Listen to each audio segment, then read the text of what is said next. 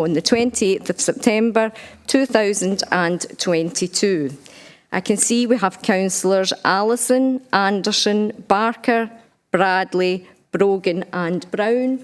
I'm just going to check for Councillor Buchanan.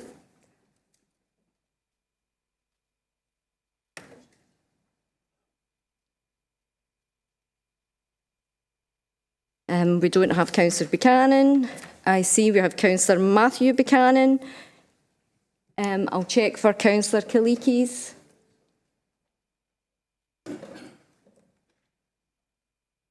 We have Councillor Kalikis, Councillor Carmichael,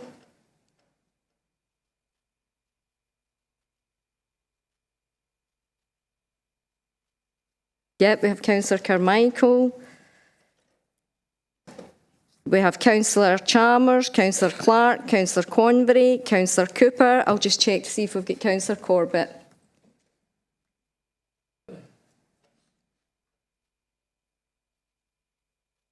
Yeah, we have Councillor Corbett, and I'll check for Councillor Cowan.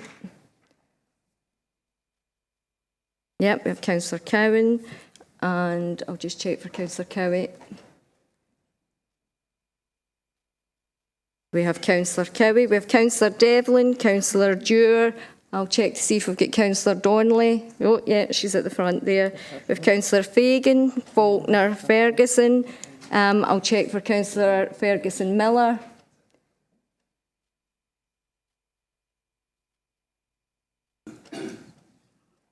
Yeah, we have Councillor Ferguson Miller. We have Councillor Frame, Councillor Fulton. I'll check for Councillor Gowland.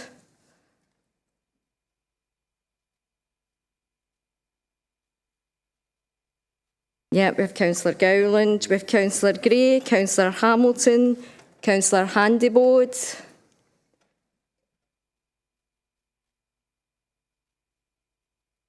Yeah, we have Councillor Handybode, Councillor Horn.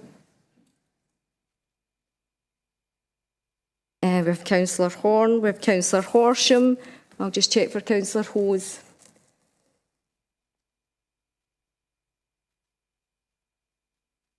Yeah, we have Councillor Hose, we have Councillor Johnson-Dempsey, Councillor Keat, Councillor Kerr. Do we have Councillor Lambie? Yeah, we have Councillor Lambie. Councillor Lennon?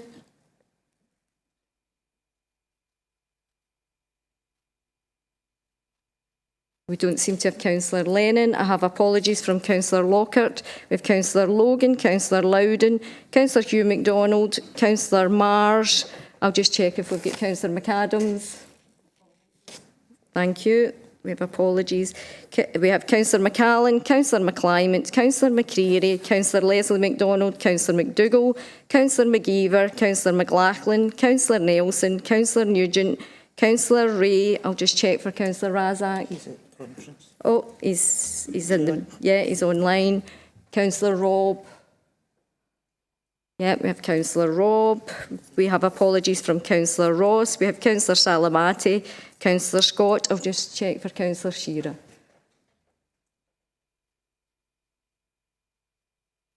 Yeah, we have Councillor Shearer. We have Councillor Thompson, Councillor Toner. Oh, we have Councillor Toner, we have Councillor Walker and Councillor Watson.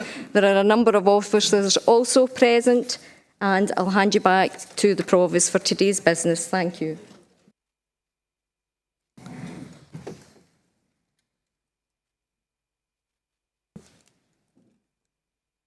Colleagues, is that on? Colleagues, this is the first meeting of the full Council since the sad passing of Her Majesty Queen Elizabeth II. So I would like to take this opportunity to both acknowledge our Council's thanks to Her Majesty for her decades of dedicated public service, and also to note formally our condolences to her family, and in particular to the new monarch, King Charles III. I know that there will be different views about the monarchy held by elected members at this meeting, but I don't think anyone could dispute the dedication of Queen Elizabeth to our country. She took the throne at the tender age of just 25 years, and for the 70 years and 214 days of her reign, she rarely, if ever, put a foot wrong. To many across the world, the Queen epitomised Great Britain. She was a calm figure who provided stability in times of crisis. She offered private counsel to no fewer than 15 Prime Ministers. She also had a clear love for Scotland and was proud to open the Scottish Parliament in 1999. How appropriate that on that day she presented the new Parliament with its mace, bearing the words wisdom, justice, compassion and integrity. These words were chosen to inspire our parliamentarians, but as we reflect now on the life of the Queen, we can agree that she herself had those four qualities in great abundance. Our Council has already done much to mark the Queen's death, and her legacy, including our books of condolence that have been signed by residents across South Lanarkshire, are still in place. Could I now invite you to stand for a minute's silence?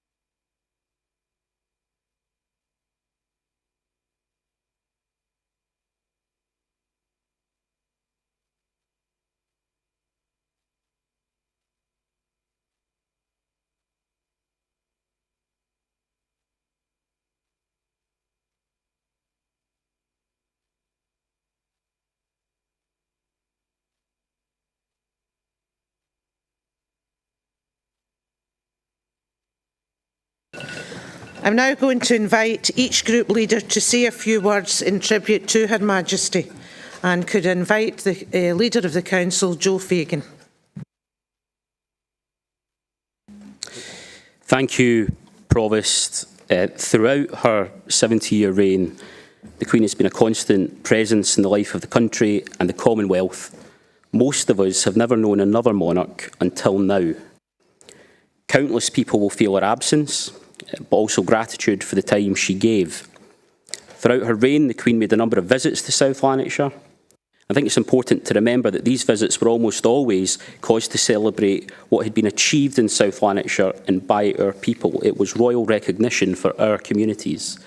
Her visit to New Lanark was caused to celebrate the village's designation as a UNESCO World Heritage Site and the enormous efforts that were undertaken to secure that status. And can I say that one of my earliest memories in life is of her visit to East Kilbride in 1990, marking a milestone in the development of the town centre and the new town. We do not have time today, I'm sure, for all the similar personal stories and recollections that there will be across the Council. The events of the past few days have been unprecedented. As leaders in our community, our words and our actions can have real consequence in what one commentator described as a tender moment for the country. I trust that we as a council have the maturity to recognise, as you have, Provost, that not everyone in our community relates to the monarchy in the same way. And yet surely it's a measure of the regard in which the late Queen was held that so many of those who do not relate to the monarchy or its traditions could hold her in such esteem. Trust we'll also have the sensitivity to recognise that for others in our community, this loss will be felt particularly deeply, that there are people feeling a very profound collective grief and sense of loss, and there are those whose experience of the recent public period of mourning reminds them of bereavement and loss in their own lives. And so, Provost, I want to thank you for allowing us as representatives of South Lanarkshire in its entirety and in all its diversity to come together and mark this occasion with respect. And on behalf of the Labour Group, and indeed of the administration, can I extend our condolences to the royal family and to all those Queen Elizabeth leaves behind. Thank you, Councillor Fagan. Can I now invite Councillor Horsham to represent the SNP group? Provost, that'll be Councillor Chalmers, that'll be... Councillor Chalmers.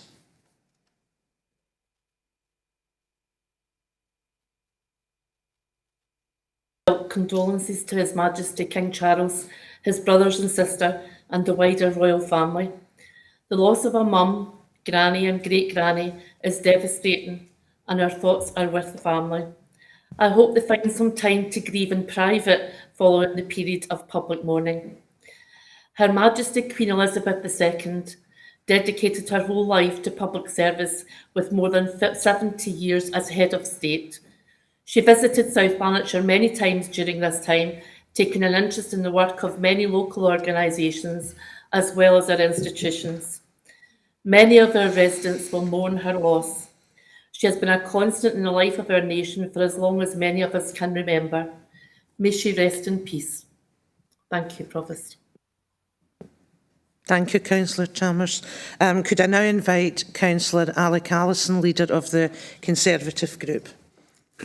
Thank you, Provost. The passing of Her late Majesty Queen Elizabeth II came as a shock to the majority of the nation. Despite her considerable years, the Queen remained as resolute and dedicated to the people of the United Kingdom and the Commonwealth in her final days as she had since pledging her life to the service of the British people at the tender age of 21.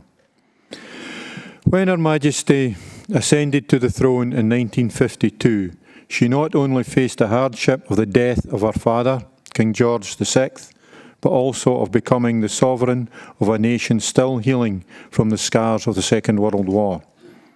Communities across Scotland and indeed the rest of the UK were facing hardships as never known before, and despite victory over our oppressors, had very little to celebrate.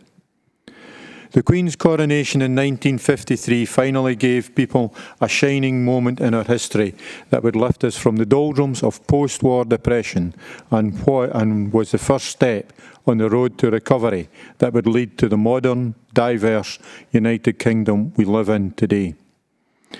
Her late Majesty was truly a hands-on monarch. Along with her husband, the Duke of Edinburgh, they would regularly visit local communities here in Scotland, throughout the rest of the UK and the Commonwealth, building relationships with ordinary people. Something rarely heard of before. However, the Queen knew that it was in the heart of these communities that the true rebuilding of our great nation would take place. Queen Elizabeth's love for Scotland was well known, and the fact she chose to spend her last remaining days here is testament to that love. Indeed, she had visited many towns in South Lanarkshire during the various decades of her reign.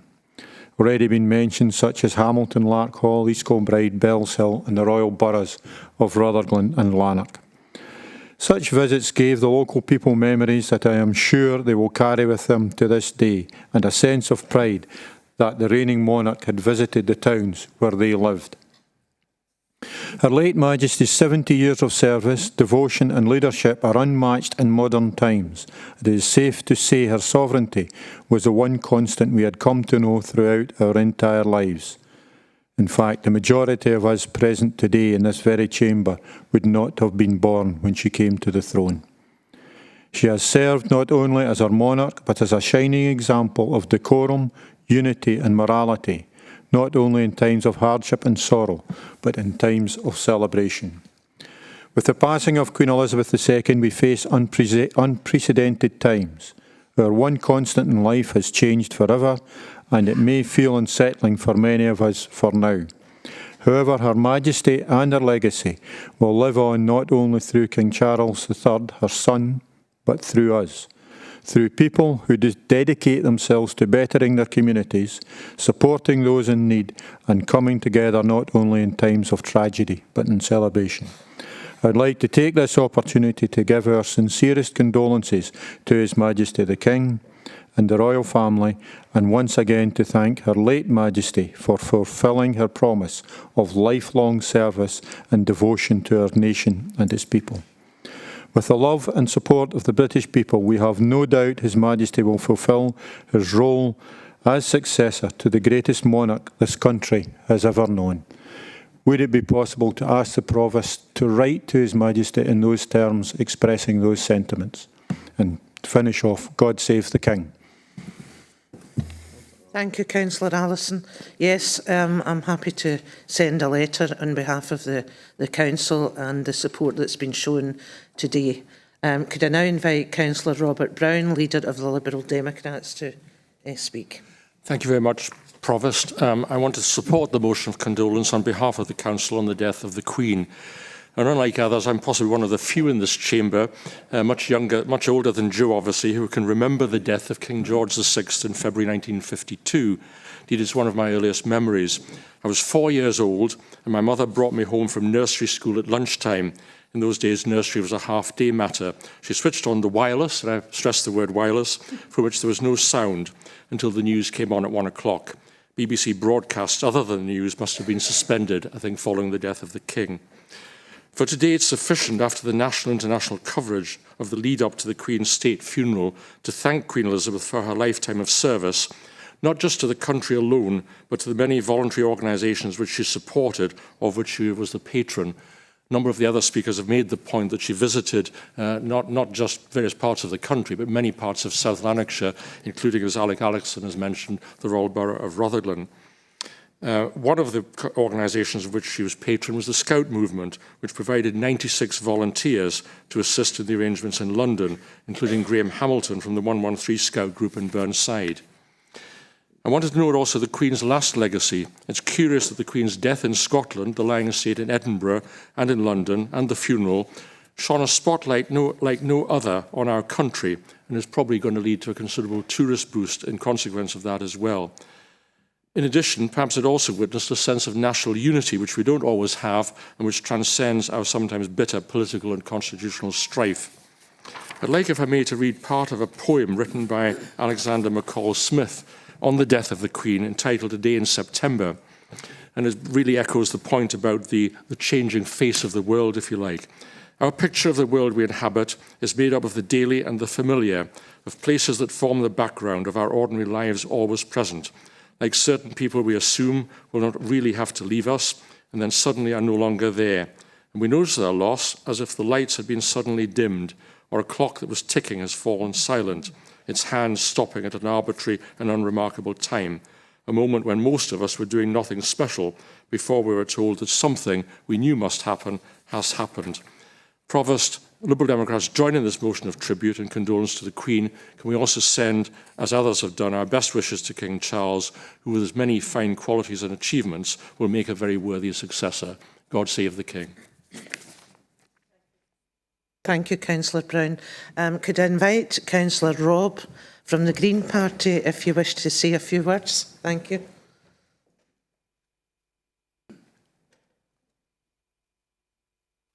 No, I'll get you switched on. That's you. Thank you. I would just echo the words of the Provost and many other people who have spoken today, recognise the Queen's long service, and we offer our condolences to the family and all people feeling grief at this time. Can I thank everyone for their contribution this morning? If group leaders are of a mind to pass their statements to me, then Tom Little and I will use those to come up with a suitable letter that we would wish to send down to the Palace. So thank you very much. Okay, we'll move on now, and can we move on to any declarations of interest? Okay. Councillor Anderson.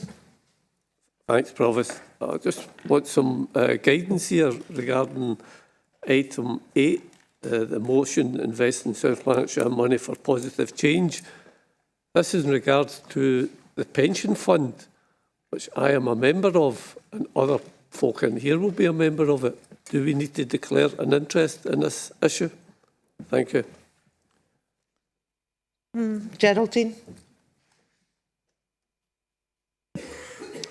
Thank you, Provost. It's your own personal decision whether or not to declare an interest, and you have to go through the tests that are in the new Code of Conduct. So first of all, you need to consider whether or not you've got a connection, and based upon that, you then make a decision on whether or not it's sufficient to allow you to participate, bearing in mind the objective test, which is what would the man in the street in possession of the facts think, knowing of your membership of the fund, would it allow you, is it such to prevent you from taking part in today's debate on this issue? Thank you. Thank you, Geraldine. We'll leave that with you. Councillor Anderson, do you wish to declare an interest on that basis?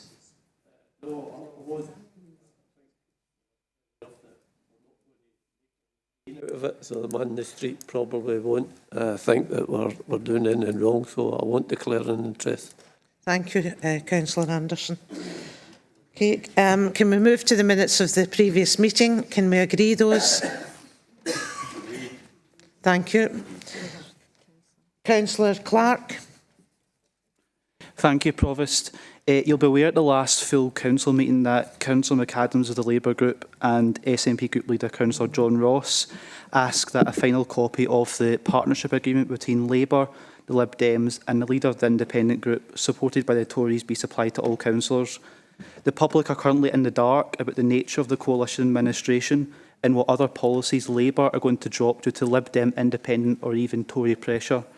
In the interest of openness and transparency promised by the Labour Group, can we get an update of when we should expect a copy of this? Thanks. Thank you. Councillor Fagan. I think there are two documents, and as I said last week in a statement to the press, they will be published in their entirety this week. And unlike the previous administration, this one intends to keep its promises. Thank you, Councillor Fagan.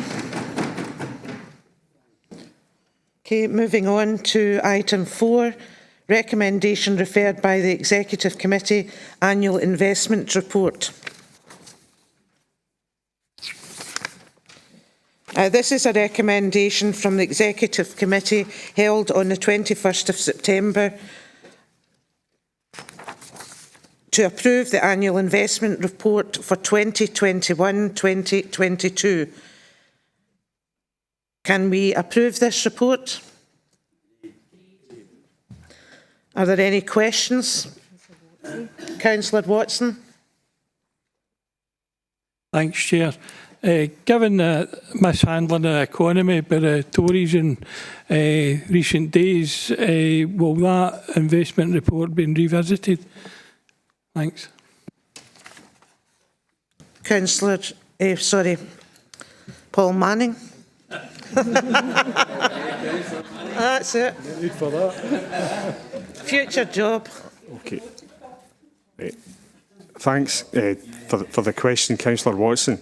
So, in terms of the events of the past few days, moving on into this week, there are elements within those documents that are going to be affected. Right. So, at the moment, the cost of borrowing for local authorities is on the increase.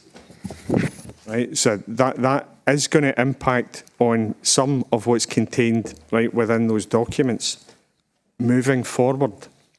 So the documents that were within that related to Treasury management activity for 2021-22 and the Prudential Code indicators for 21-22 and also the annual investment report for 21-22.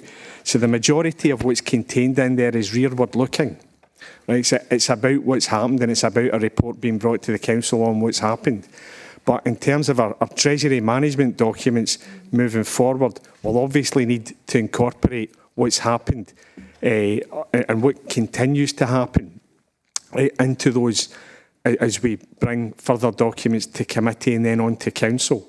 So this tends to be rearward looking at what we've got brought to the Council today, but moving forward, I'll reflect what impacts there are in documents brought in the future. Hopefully that's clear, Councillor. Thank you. Any further questions?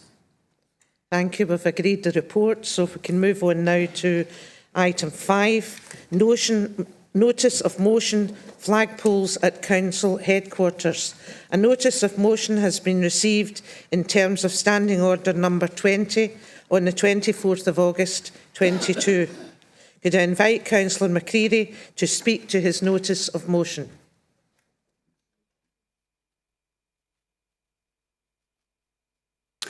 Thanks, Provost. In June of this year, many of our residents celebrated the Queen's Jubilee, waving Union flags at various events in recognition of Her Majesty's 70 years of service to our nation. Indeed, the Union flag flew over many South Lanarkshire churches and town halls. However, one place where noticeably the flag didn't fly was outside our headquarters. This omission, in my view, highlights the fact that SLC's flag policy is in need of review. Scotland is part of the United Kingdom, yet the flag of the Union only flies outside headquarters on certain occasions, despite the fact that we have 3 flagpoles and therefore capacity to fly both the Saltire and the Union flag permanently. The content of this motion is not, in my view, controversial, as both these flags are flown permanently by other councils, including North Lanarkshire and indeed outside the Scottish Parliament in Holyrood. The motion I propose today is as follows. This council notes that there is no locally determined protocol governing the use of its flagpoles at council headquarters. The council therefore requests that a new protocol is developed and brought back to council for approval, requiring that the Union flag, Saltire and South Lanarkshire flag be flown from flagpoles at council headquarters as standard practice.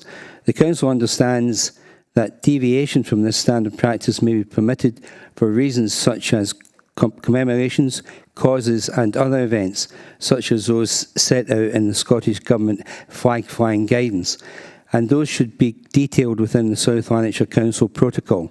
The Council also understands that in very exceptional circumstances, there may on occasion be official requests from organisations and others to fly specific flags on certain days or to reflect particular circumstances, and delegates authority to the Chief Executive to consider these requests in consultation with the political group leaders and determine whether they should be authorised. This Council agrees that, until a new protocol is agreed, the national flag of Ukraine should fly as standard alongside the Union flag and Saltire. Thanks, Provost.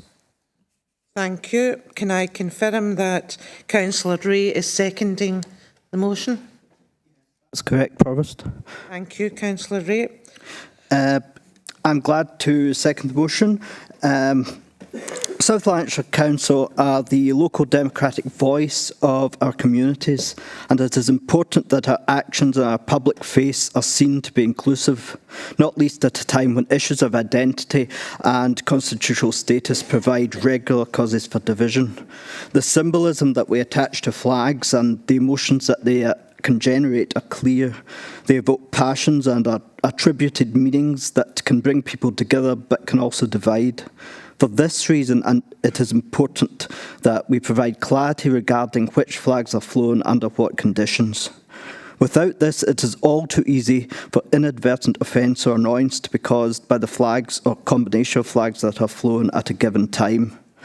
For this Council and its 3 headquarters flagpoles, it is difficult to understand why we do not routinely fly the Union flag, the Saltire and the Council's own flag, representing our community, Scottish and United Kingdom identities.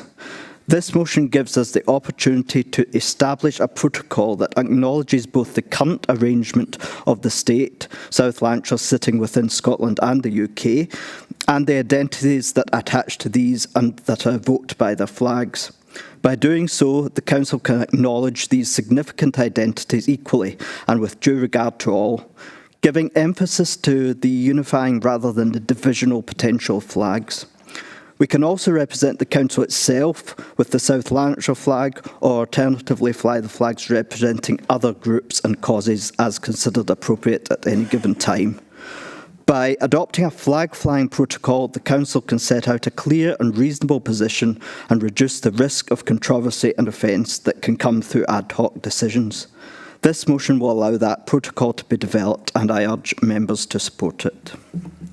Thank you, Councillor Ray. Can I invite any questions or comments? Can I come to Councillor Ross-Clark? Thank you, Provost. I'm astounded by this Tory Lib Dem motion, which just seems completely unnecessary. I'd therefore like to propose an amendment on behalf of the SNP group and speak to it as well, please. Do you have a seconder for your amendment? Councillor Cowan. Thank you. Councillor Clark, go ahead. Yes, as I said, I'm astounded by this motion. The Tories ran their election campaign with the slogan, "Your local priorities, not the SNP's." So I'd like to ask the Tories, can they tell us how they determined this motion was a local priority for the residents of South Lanarkshire? Perhaps they can provide us an extensive list of community organisations that have asked them to bring this forward. This isn't the first time something like this has happened. In the first meeting of this council, and I believe the very first vote, the Tory group leader admitted to voting in a nationalistic route and a unionist manner.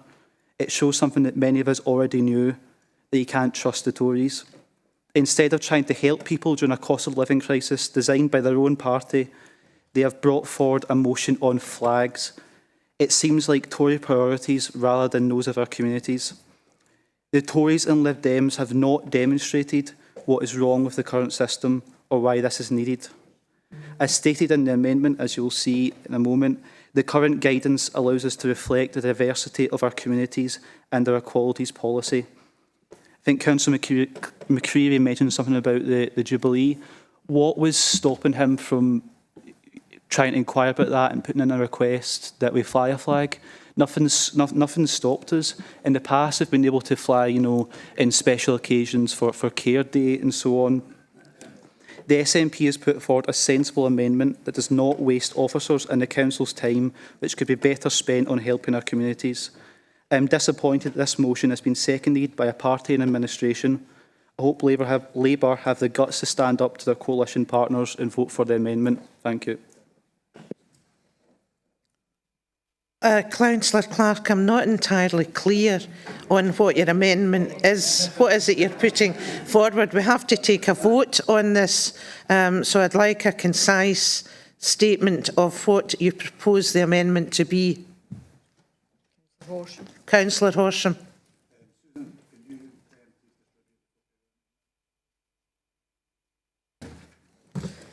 Okay, a copy of the amendment is being distributed. I'll give you a few minutes to consider that.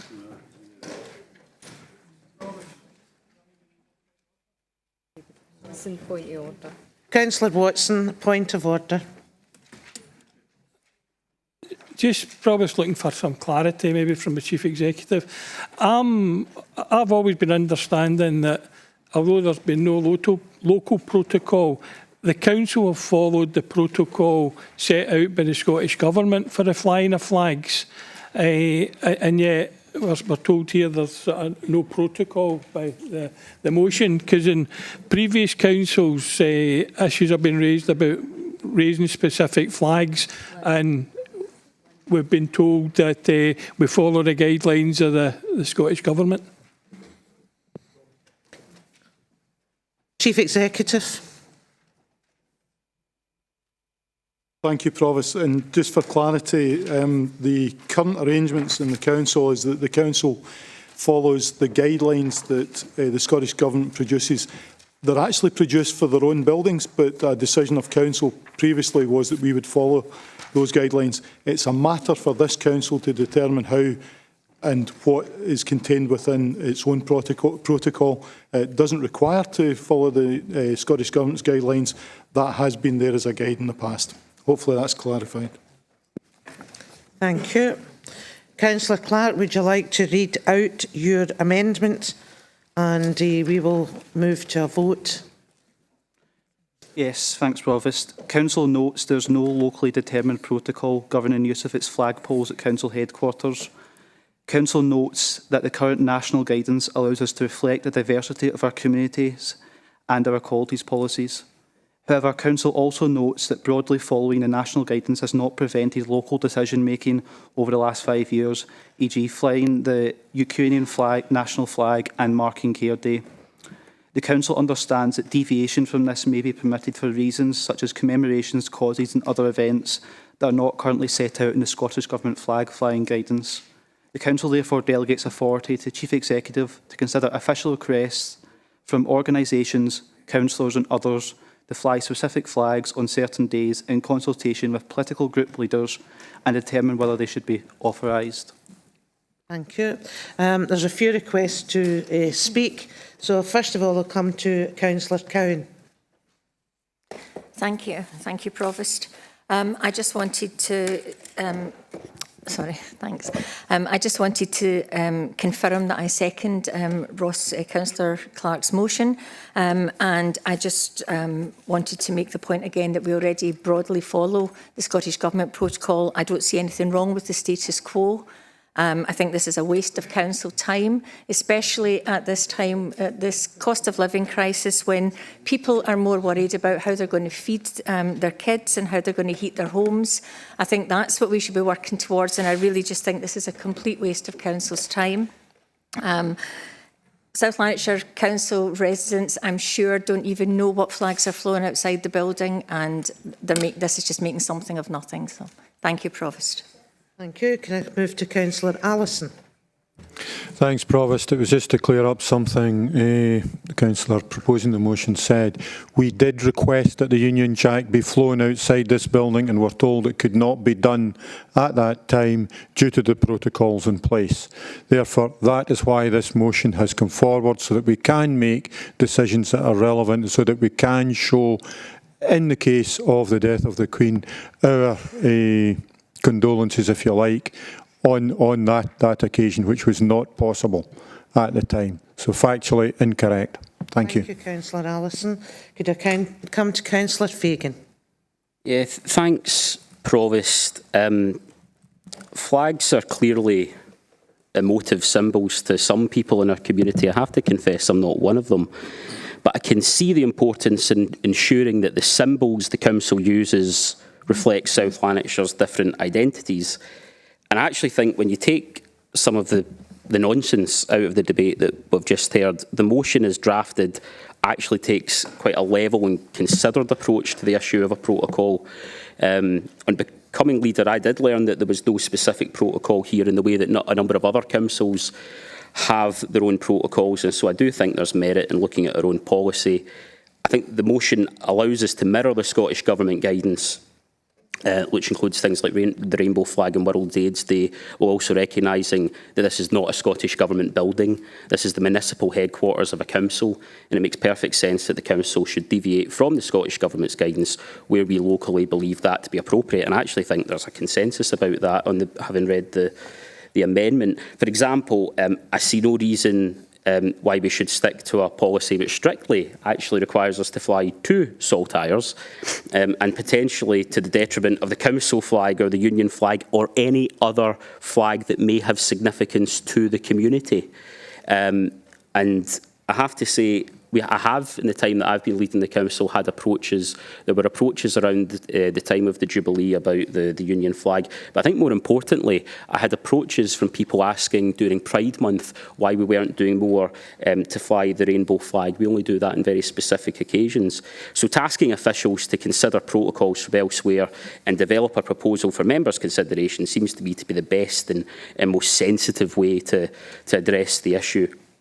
And also making clear that until further notice, the national flag of Ukraine should fly as a symbol of our solidarity. And the motion allows us to keep flying that flag as a symbol of our solidarity, even once a new protocol has been agreed. I don't regard this as a particularly controversial motion. There's no reason why the council should be defined the issue. There's no reason why the council should be divided on the issue. I see no reason why the council should not agree a sensible approach today. And on this question of priorities, clearly this is a priority for some people, but can I just say the priorities for this administration, as I think people would have seen over the past few weeks, doubling paid paternity leave for our council workers, enhancing parental leave, the first ever council to adopt the right to disconnect, writing off £100,000 of school meal debt, new investment in our secondary school estate, our first ever food champion, a new litter strategy, driving uptake of the young person's bus pass at twice the national average, driving forward an EV charging revolution despite some opposition from elsewhere, the second council in the country to sign the Fair Tax Declaration. They are not the priorities of people who are defined by identity. They are the progressive priorities of an inclusive, progressive new administration. And that is what will define us. Thank you, Councillor Fagan. Can I now come to Councillor Brown? Yes, thank you very much, Provost. Can I very much echo the Leader of the Administration's comments at the end there. The reality is, unfortunately, we are stuck in Scotland with very considerable issues of identity, most of them actually created by the party opposite who have been making such a fuss about this motion. The motion, to my mind, is very straightforward. We've got 3 flags. We should be flying the Union flag, the Saltire and the community flag, either the council flag or some other flag, as a routine matter. And to be quite honest, I'm quite astonished that the SNP should take objection to that. I think it only speaks to the exclusivist version that they make of Scotland's national life. It's actually quite important that we reflect the divisions in our society and try to reconcile them by doing things on admittedly symbolic matters like flags, which actually work for the bulk of people. Most people identify themselves as being Scottish and British, and in particular with their local identity as well. It's quite appropriate that these things should be done in terms of the way in which the council flags fly. Final point, if I may, is just to go back to the point that the Chief Executive made in introduction, which is that the Scottish Government's policy is one for Scottish Government buildings, and it may well be appropriate for the Saltire to fly there in appropriate circumstances. This is the Council's building, Council's decision. It should reflect what's appropriate for the people of South Lanarkshire. I very much support the motion. Thank you. I'll take 2 further points and then we're moving to the vote. Councillor Thompson. Thanks very much, Provost. I'd just like to say that I don't really see the relevance between the cost of living and flying a flag. I don't think it's that dear or that important. I think the flag thing is a good idea, and I'd certainly support it with the rest of my colleagues. I think we have room for the Saltire and the British flag and another one, and I think that's quite accommodating. Thank you. Thank you. Could I come to Councillor Cowan? Thank you, Provost. That was a rousing speech, Councillor Fagan, well done. Although my points were directed at the proposer of the motion, which I believe is the Tories and the Lib Dems, you were defending that as though it was your own motion, and I think that speaks volumes. Thank you. Okay, we're going to move to the vote now. I'll hand over to Susan to take us through that.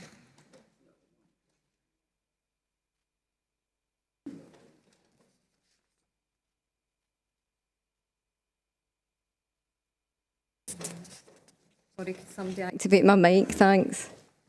Seat 3. Okay, thank you.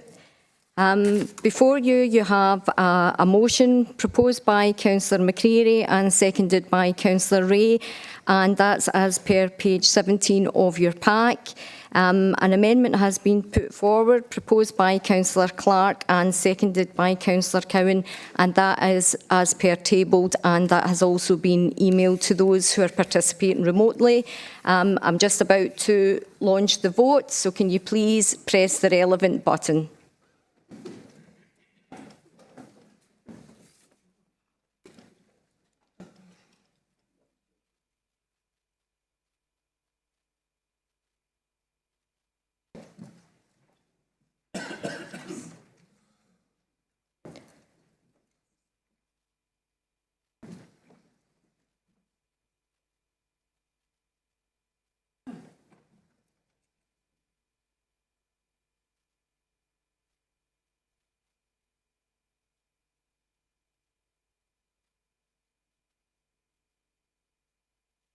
I think we're still waiting on perhaps 2 members to vote.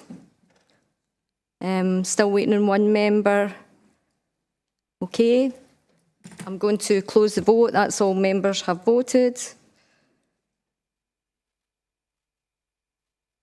Okay, there was 33 voted for the motion, 27 for the amendment. I'm therefore declaring that the motion has carried.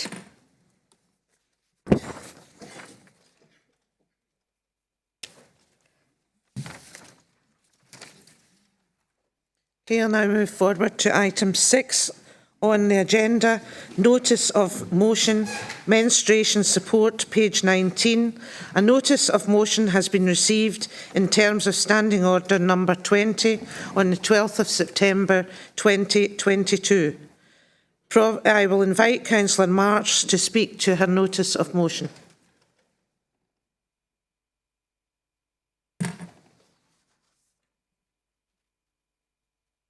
Thank you, Provost.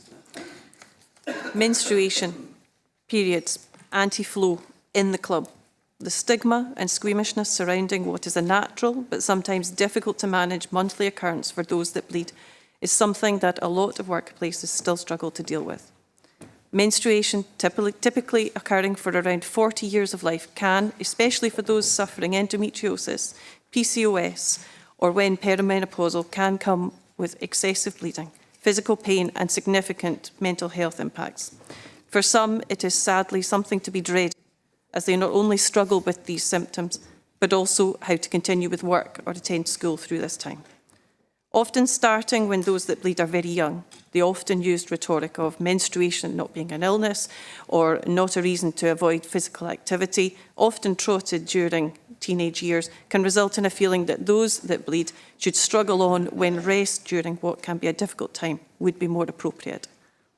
A DPG survey for the Chartered Institute of Personnel and Development, CIPD, in 2019 noted 47% of menstruators said there was definite stigma around periods in the workplace, and 60% saying they felt unable to discuss menstruation in the workplace, rising to 75% in male-dominated workspaces. And sadly, 57% having felt they had to lie to their managers about the reason for sick days. The stigma is often due to a feeling that menstruation is not taken seriously, leading to inappropriate comments of not a real illness, you're just lazy, or comments regarding personality or attitudes like, it's because she's on the rag. It's hardly surprising if facing that attitude, difficulties arising from menstruation would not be raised, be driven underground, and in some cases result in employees not seeking support, even reducing or terminating employment. In only a few countries around the world is this issue affecting so many dealt with boldly.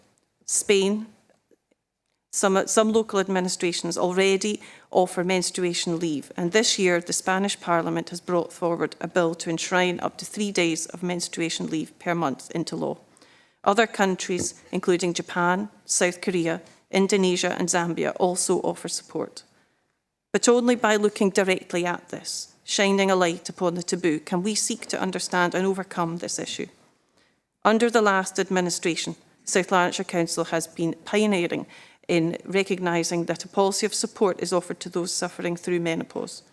Line managers are trained and guidance is offered to ensure that employees are empowered to discuss their circumstances with the knowledge they will be supported with workplace adjustments. We know that a formal policy has meant that employees are better able to seek support rather than feel they need to reduce their hours or sometimes leave employment. In addition, for those who bleed, we offer free period products in our buildings, public places and schools. Period poverty is sadly accepted, but we are working towards removing that. But Council, we need to go further to remove the stigma that still surrounds menstruation.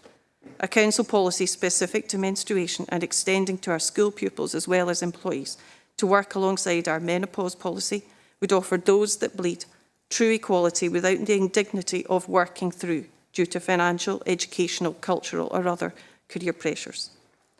Council, I ask you to resolve to ask the Executive Directors of Finance and Corporate Resources and Education Resources to consider the necessity, feasibility and implications of implementing a menstruation policy for both schools and workplaces, taking into account training for all line managers and teachers, guidance for all pupils and employees who bleed, and appropriate school and workplace supports and adjustments, including consideration of a right to up to 3 days paid leave for employees per month with medical agreement where required, and to bring a report back to our next meeting for consideration by Council.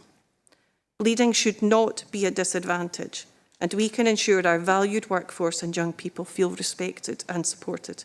Council, I ask you to support this motion.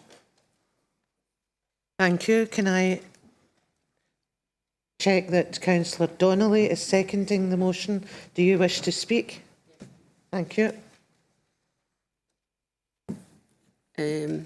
Thank you, Provost. I would say it's a pleasure to second this motion, but it's long overdue. This motion before us today is part of many issues people who bleed face. We have Councillor Donnelly, could you just pull your mic down a wee bit? People are struggling to hear. Thank you. We have managed to aid the profile around period poverty and now openly have discussions as we can be transparent around the issues and have products in our schools, community centres and libraries. But we still have not dealt with the one most important issue around leave due to menstruation, which is still taboo. And if you have a male manager, you may not feel safe or comfortable raising the issue and decide to take other options instead and pick other reasons for your sick leave as you take time off work due to difficulties you're experiencing around menstruation. This motion helps normalise that conversation. It is imperative to us to have open and free discussions about periods with all who bleed to ensure no one misses out on their basic rights by treating menstruation as a human rights issue in the workplace and in our schools. The 3-day leave, if needed, is an important step finalising our policies.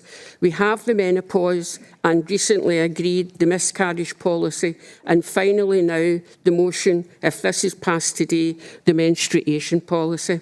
Schools not only provide knowledge, but also shape the worldview of our young minds.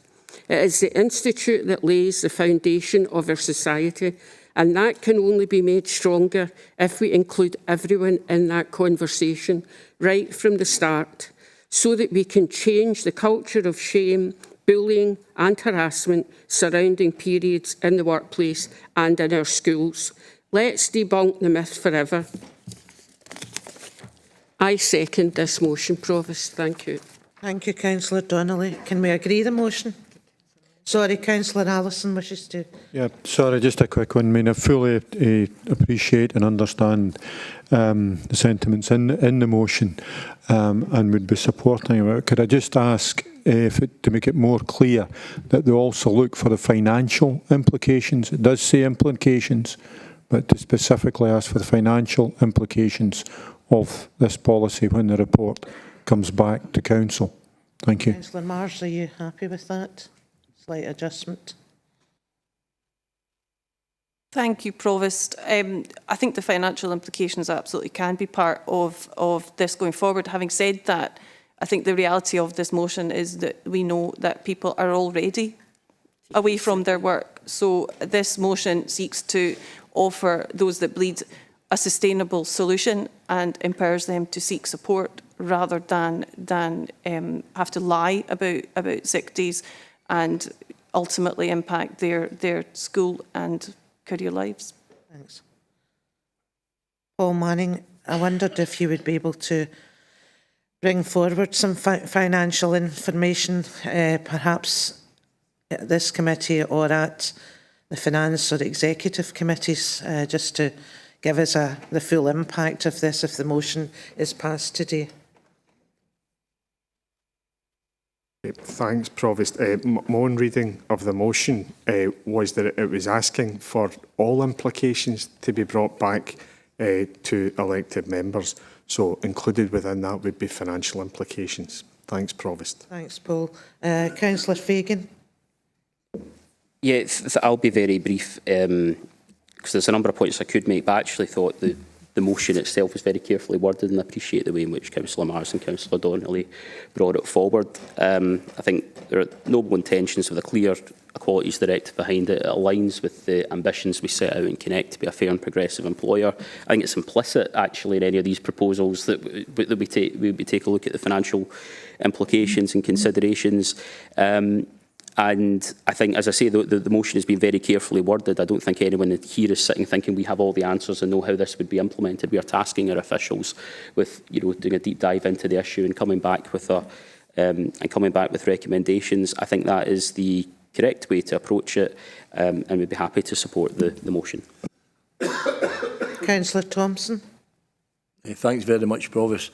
Just reflecting on the Time Equal Opportunity Committee last year, I think you remember as well, a few years, Mary included there, it's great to see cross-party support, and indeed anything we do to help women should be helped. In my experience, and it's only my experience in my opinion, I think the glass ceiling, the mythical glass ceiling, has been cracked, but it's certainly not broken yet. So this is a way forward. Thank you.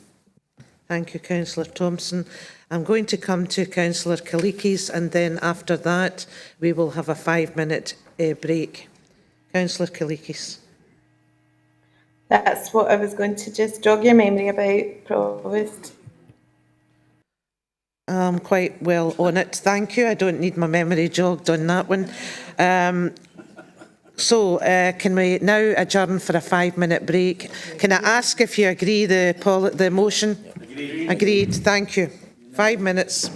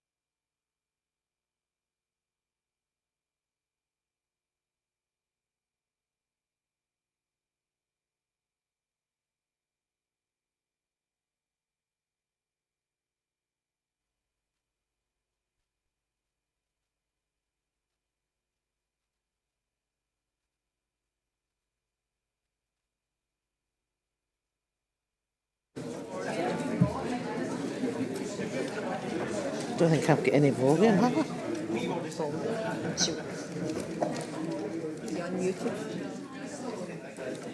Try again.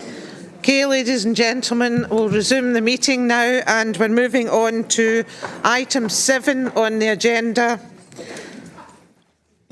Notice of motion enabling warm banks across South Lanarkshire, page 21.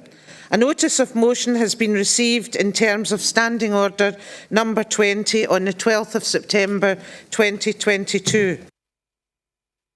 Councillor Marsh to speak to her motion, and at the same time can I confirm that Councillor Chalmers is seconding the motion?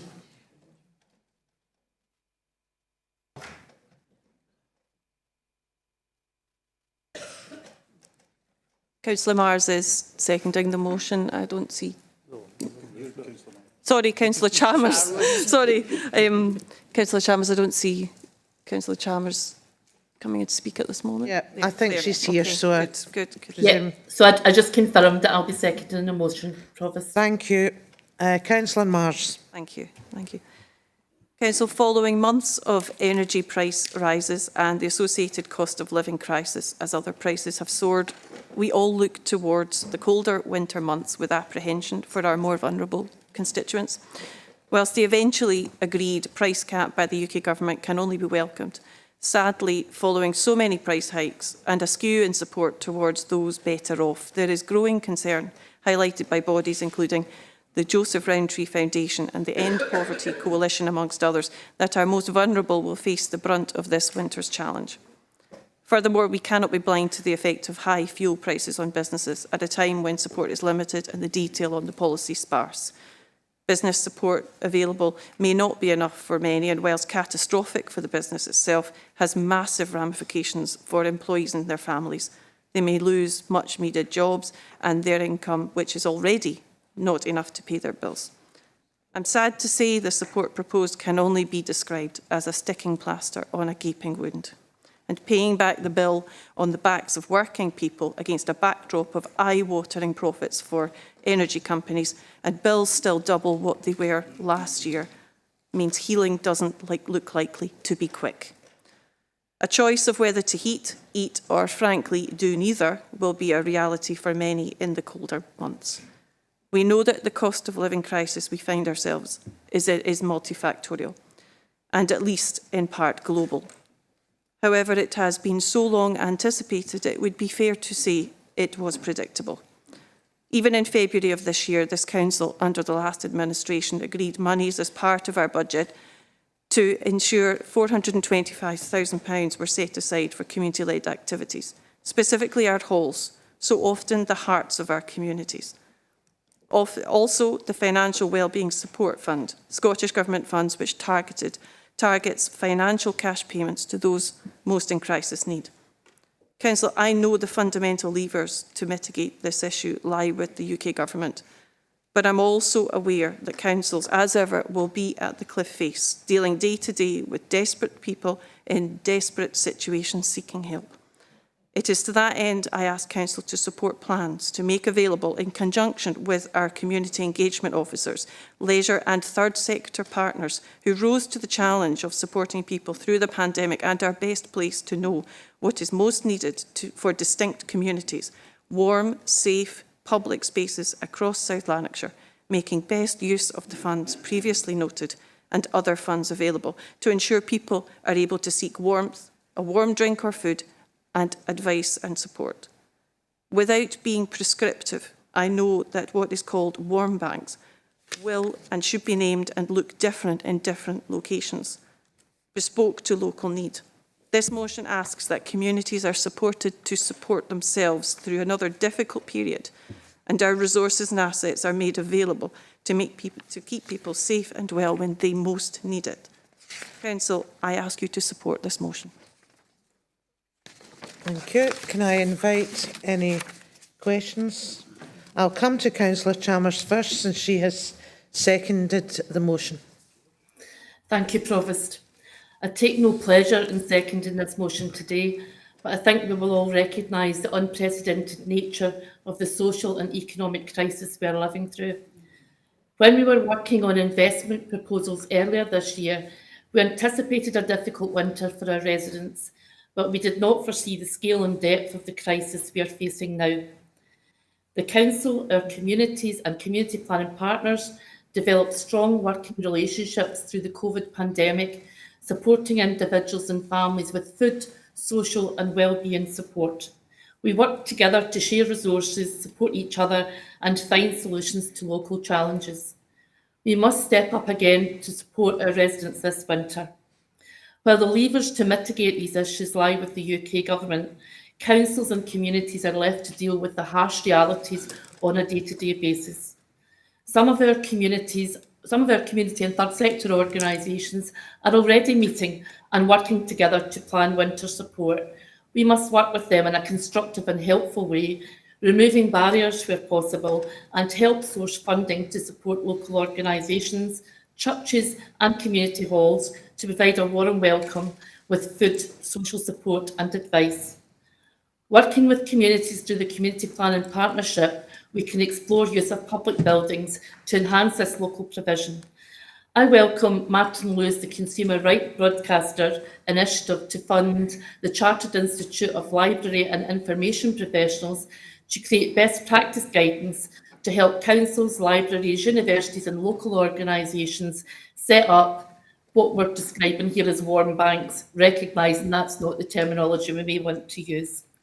This recognises the importance of the community wellbeing work that libraries are already doing in partnership with health and social care.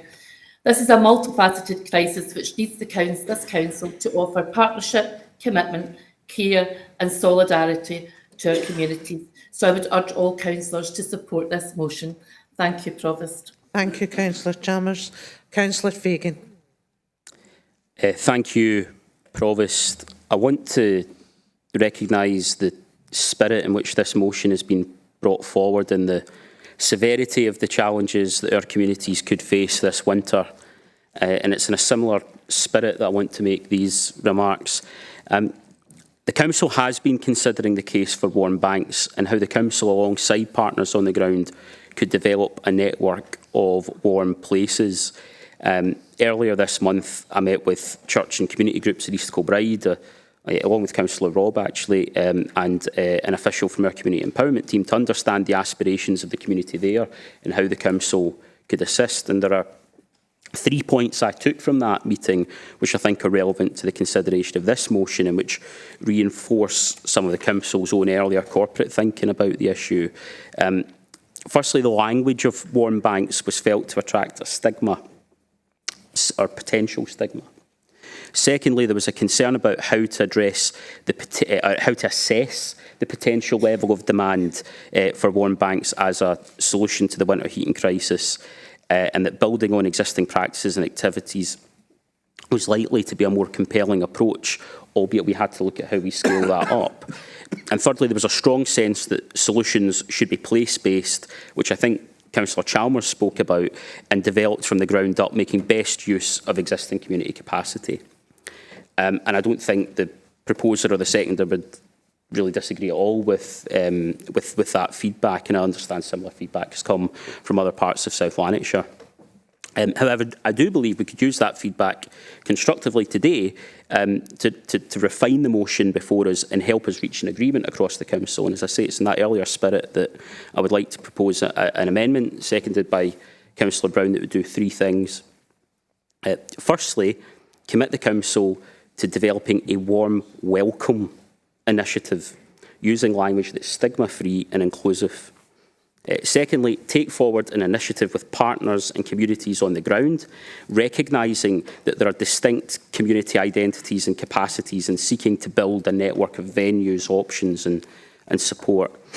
And thirdly, and given that this is a fast-moving situation and that further support will be required, authorise the Chief Executive to bring forward a further package of resourcing and support for cost of living interventions in consultation with the group leaders. And can I say that that could include, for example, making non-commercial lets free for people seeking to use our premises for those purposes. And it could sit alongside a wider package of cost of living support that is developing. I hope that the proposer and seconder could accept that amendment. I have provided it earlier today, and I hope it can be circulated to the Council for their consideration. And if that is the case, then actually we could agree unanimously today an approach for an initiative to support our communities through the hard winter months ahead. Thank you. Thank you, Councillor Fagan. Councillor Brown. Yes, Provost, I'm very happy to second the amendment, if I may, and I do it in the spirit that Joe Fagan, the Leader of the Administration, set out, which is that I think there's common ground across the Council about the need to respond to the crisis and to do so in this particular way. We've had rather too many seismic shocks in recent years, I think, for comfort: the financial crash, Brexit, the Russian aggression in Ukraine, and above all, the current cost of living and energy crisis. And a lot of the differences of that are being played out in London at the moment with the government's current arrangements. It remains to be seen what direction they're going to go in. Nobody can envy the task of government leaders in trying to respond to all this, and it's the national government in London and in Edinburgh who have to do the heavy lifting. But today's motion is about one aspect of our Council's response, and is set, as the leader said, in the context of the measures announced in Westminster over the last few weeks, but more particularly of this administration's package of cost of living supports detailed in the paper at the recent executive meeting. Now, let me say very clearly, too, the Council could do so much more if it hadn't been the recipient of a steady salami slicing of its resources over recent years. And I think that's something that I hope will be remedied with the new Barnett consequentials that are coming through from recent decisions. On any view, most of us would wish that individuals and families in our local communities had the opportunity to stay warm and well fed in their own homes, and so indeed would most people. So we must strain every muscle to improve the energy efficiency of our homes, as many homes as possible, and to stabilise and reduce energy prices, particularly by delivering as comprehensive renewables programme as possible. The warm welcome initiatives are a useful supplement to all of that, but it should have at its heart, I think everybody's spoken about this as well, the objective also of helping to reduce loneliness, which is such a challenging matter, especially after the pandemic. We already do BookBug in our libraries. We support the work of our activity coordinators in our schools. We provide discounted access to sports and exercise facilities. We encourage social prescribing to support well-being. Many of these things and many activities provided by churches and voluntary organisations in halls and centres throughout South Lanarkshire are the core of a network that can be built on to help people through the challenges of the imminent winter. But we can, as a council, provide space and public facilities, but it would be soulless space without the supporting network of volunteers and activities provided by the voluntary sector. The Warm Welcome programme can provide flexible support, including advice, interest, company, activity. In short, this huge challenge is also an opportunity to do things better in our communities, to meet the needs of people and enable them to have a more fulfilling life. I have much pleasure in supporting the amendment. Thank you, Councillor Brown. Can I ask the Councillor Allison to come in now, please? Thank you. Thanks, Provost. Yeah, I mean, the motion is very much what the budgetary group that most parties were involved in decided to recommend many months ago. So it's not bringing actually anything new to the table. So I do also agree the change in the wording, because it was Council that agreed it and it was an all-party decision that brought this initiative forward. But it is also correct that things have moved on. And therefore the amendments that have been suggested, I think, are ones that should be supported, because it not only does what we all agreed to do earlier this year, but takes into account what might be happening now and brings it more up to date. So we would be supporting the amendment. Thank you. As Chair of the Cross-Party Budget Group, I can confirm that it was an all-party decision that was taken in regard to this when we last considered the budget. Can I now ask if the Councillor Watson could come in? Thank you. Thanks, Chair. I don't think this is a time for political grandstanding, and I believe that the Council as a whole could coalesce round the motion as amended. And I would hope that would be the case, because at the end of the day, it's not about political point scoring, it's about delivering for our communities in their time of need. And I hope we can go forward as one in doing that. Thanks, Chair. Thank you, Councillor Watson. Can I ask if the proposer and seconder of the motion are willing to agree and accept the proposed changes? Thank you, Provost. Yes, I am happy to incorporate the amendment into the motion. I agree with Councillor Watson. This is not a time for scoring political points. This is about moving forward and making sure that people can heat, eat and be safe through the winter. So I'm not about to sit and argue on wording and pedantics today. So I am happy to incorporate the amendment into the motion and move forward from there. Thank you, Councillor Mars. This is a difficult and challenging time for our constituents across South Lanarkshire, and I'm delighted that the full council today has got behind this motion with the slightly amended wording. So thank you for that.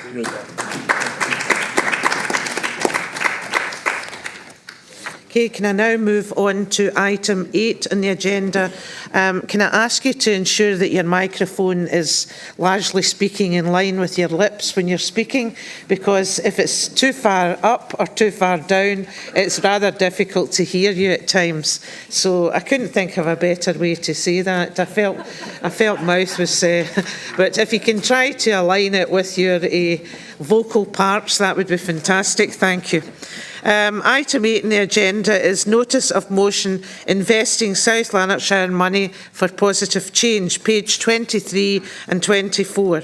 A Notice of Motion has been received in terms of Standing Order number 20 on the 12th of September 22. I would like to invite Councillor Robb to speak to her motion, and whilst doing that, can I just confirm that Councillor Fagan is seconding the motion? Yes. Thank you. Councillor Robb. Thank you. Just that my lips are fully aligned now. Thank you. Thank you. I'm bringing this motion to help secure a safer and better future for pension fund members and for generations to come.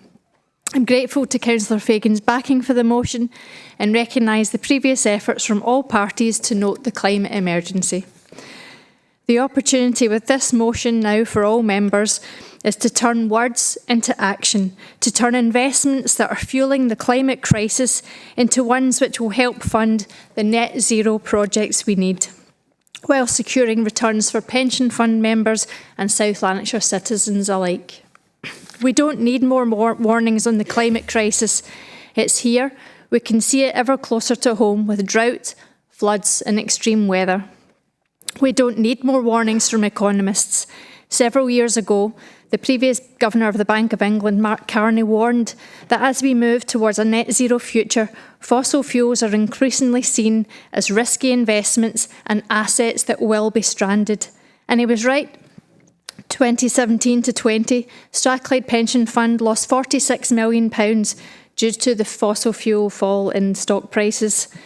This needs to change, and today, with this motion, we can send a strong, clear message to Strathclyde Pension Fund to do much, much more of the good stuff they are doing, but divest from fossil fuels, which endanger our future and risk our pension funds. And we as a council can put our words into action too. We can develop a rigorous, responsible investment policy to ensure that our banking and investments work for South Lanarkshire people and the planet. I urge you to support this motion, and I'm happy to answer any questions on it. Thank you. Thank you. Councillor McGeever.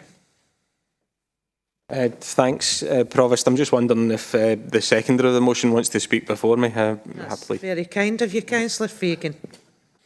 I was very considerate. Thank you, Provost. Can I just commend Councillor Robb for bringing forward this motion? It's a motion I'm only too happy to support and indeed second.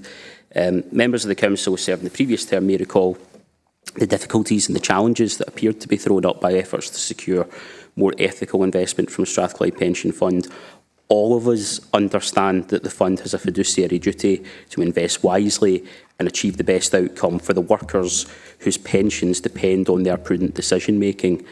What we also have to understand is that the world is transitioning towards net zero, and many of those traditional investments are increasingly recognised as not just being harmful to the environment and to the climate, but harmful to the long-term sustainability of the fund and Councillor Robb set that out in very clearly. Divestment for ethical and environmental purposes is driving a further shift away from risky fossil fuel investments on those financial sustainability grounds. It makes perfect sense that Strathclyde Pension Fund should review those investments urgently.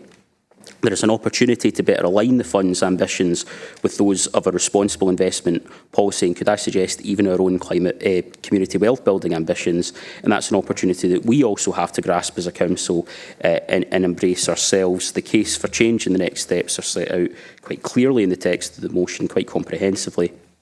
I would simply ask for the Council's agreement today to challenge Strathclyde Pension Fund and indeed ourselves as a local authority to do more to invest in that net zero future now. Thank you. Councillor McGeever. Thanks very much, Provost. On behalf of the Liberal Democrat Group, we are very happy to support this. Everyone agrees the world is in a climate emergency with a serious impact on our local communities. And like local governments absolutely everywhere, this council is already dealing with the fallout from that. We face enormous bills for adapting our buildings, for changing working practices and, crucially, more than anything else, for protecting our residents and those who depend on local services from climate-related harms. Our commitment to protect people and invest in the future cannot be squared with also investing in those who pose that future the greatest risk. By any definition, this is an incredible struggle, and it's one in which public money should not be funding both sides of that struggle. We of course accept that pension managers have a fiduciary duty to those who are invested with them, but the spreadsheet's bottom line is no longer the be-all and end-all. Other responsibilities exist. These are not the days of the East India or Royal African companies, of 10-year-old boys being sent up chimneys or 12-year-old girls being sent down the mines. Growth is essential, but economical benefits do not justify unethical investment. Our decent and committed staff, for whom these pensions are ultimately run, very much support this approach. And I think it's right that the Council make clear our views to those who run the fund. Thank you. Thank you. Councillor Allison. Thank you, Provost. One of the greatest challenges we face today is climate change. And to meet this challenge, we need to find credible ways to reduce or even eliminate the need for fossil fuels. I believe this motion would not help us in that objective. Reducing the need for fossil fuels by having readily available and affordable alternatives has to be the way forward. Currently looking at this motion, companies like BP would be affected as someone who, not mines, pumps out fossil fuels, but they are also the largest owners of EV charging points in the UK. How will it affect that? To have your electric car, you need a battery. Well, that needs lithium and copper, and that needs to be mined. Are we going to target these companies as well? How will we be able to supply batteries? This does not follow through. It is basically a political statement here and not an objective way of taking this forward. How would it affect your pensions? Well, in my case, maybe not much because I'm not close to getting one, but a lot of younger people, it will affect their pensions. The type of action would only increase the cost of energy, hitting the least well-off most. What we need to do is to have a positive attitude about what we can do to create affordable alternatives. It is also for the members of the pension fund to decide how they want their money used and invested, not just us here in this room. So therefore, I would suggest an alternative motion that the Strathclyde Fund is to take a positive stance and increase their support for alternative, sustainable companies and to consult with their members as to how they would wish their money to be invested, as that will reduce the need for fossil fuels and not ask the poorest in our communities to pay the price. You have a seconder for your amendment? Councillor Nelson, thank you. Do we have a written copy of the amendment for distribution? No. Okay, thank you. Councillor Chalmers. Thank you, Provost. Just there's many of the points that have been made. I won't repeat them, that I support, particularly the point around Councillor McGeever was speaking about, which was the bottom line, which is much more than the financials. It's about the risks involved and particularly the climate risks. And Councillor Alison just mentioned all those younger people.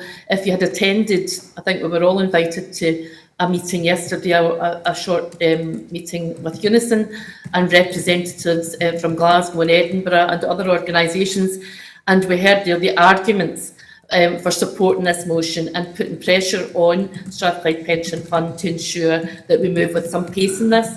I think there is quite wide agreement on supporting the movement. So just very, very short promise, but the SNP group will support Kirsten Robb's motion. Thank you. Thank you, Councillor Chalmers. Councillor Robb.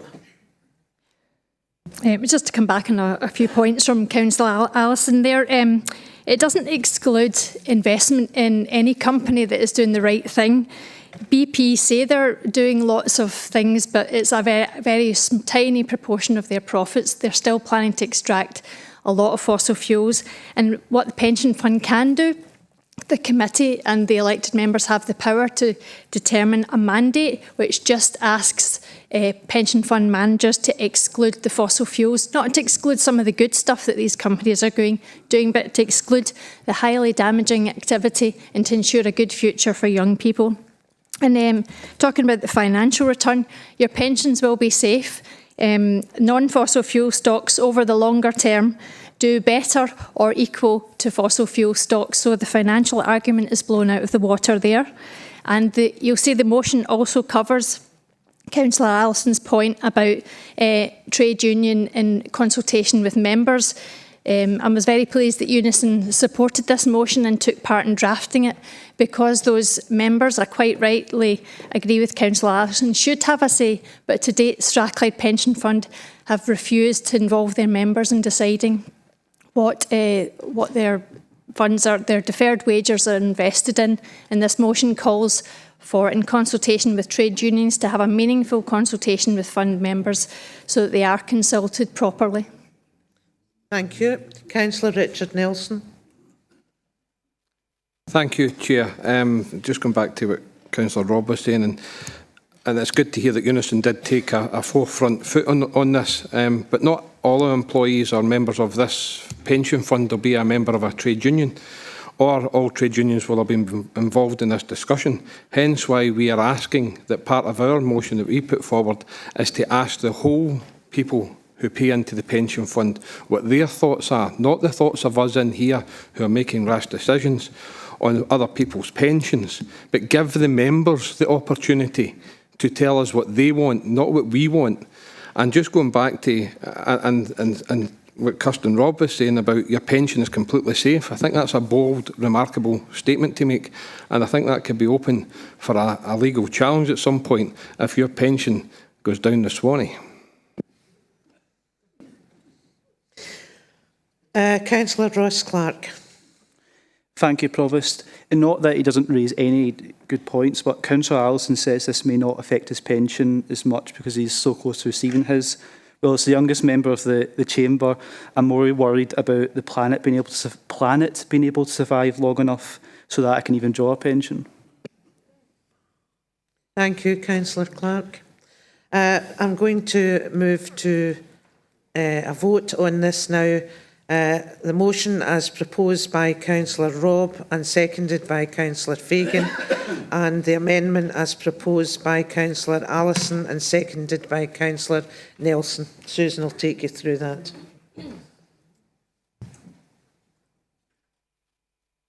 Councillor Allison, can I just confirm the wording? I managed to get some of it. Was it that Strathclyde Pension Fund take a positive stand for alternative sustainable methods and consult with their members? Was there anything further to add to that? Okay.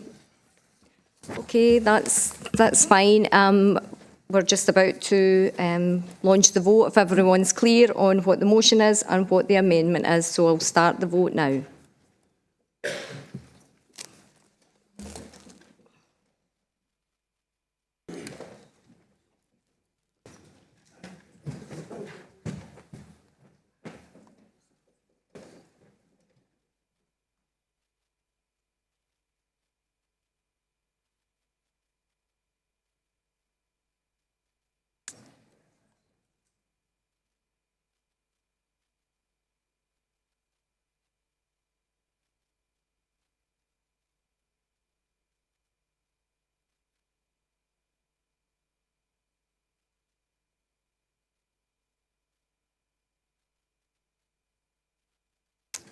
Okay, I'm just about to stop the vote.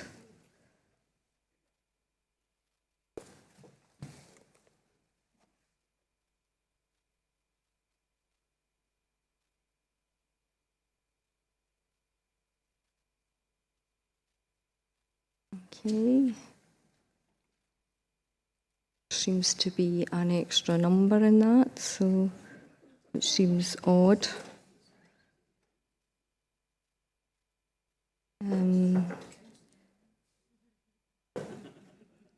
There was 59 present in the meeting of members, so I'm just going to check the list of members.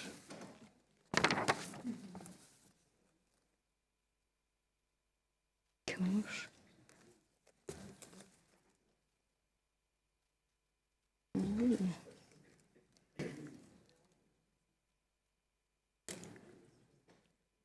It's odd.